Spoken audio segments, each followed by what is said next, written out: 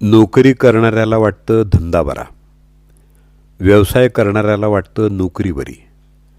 घरी राहणाऱ्याला वाटतं काहीतरी करावं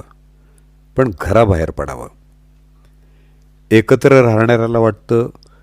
वेगळा राहतो त्याचंच आईला कौतुक जास्त, वेगळा राहतो त्याला वाटतं एकत्र राहतो त्याला जबाबदारी आणि खर्च नाही, गावात राहणाऱ्याला वाटतं शहरात मजा आहे, शहरातला म्हणतो गावातलं आयुष्य साधं सरळ सोपं आहे, देशात राहतात त्यांना वाटतं परदेशी जावं,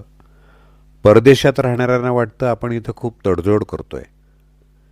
केस सरळ असणारी म्हणते कुरळे किती छान,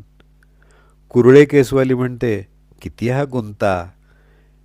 एक मूल असतं त्याला वाटतं दोन असती तर, दोन असणाऱ्याला वाटतं एकवाला मजेत आहे, मुलगी असली की वाटतं मुलगा हवा होता, मुलगा असला की वाटतं मुलीला माया असते, नावं ठेवणारे रामातही दोष बघतात, कौतुक करणारे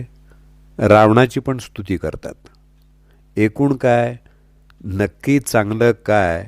ते काही केल्या कोणाला कळत नाही, मी बरोबर आहे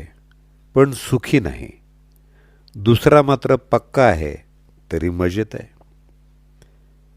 किती गोंधळ आहे रे देवा हा. म्हणून म्हणतो जे आहे ते स्वीकारा आणि आयुष्य आनंदात जगा. ही छोटीशी पोस्ट आपल्यापर्यंत पोचवली दत्ता सरदेशमुख यांनी. नक्की चांगलं काय तुम्हीच ठरवा.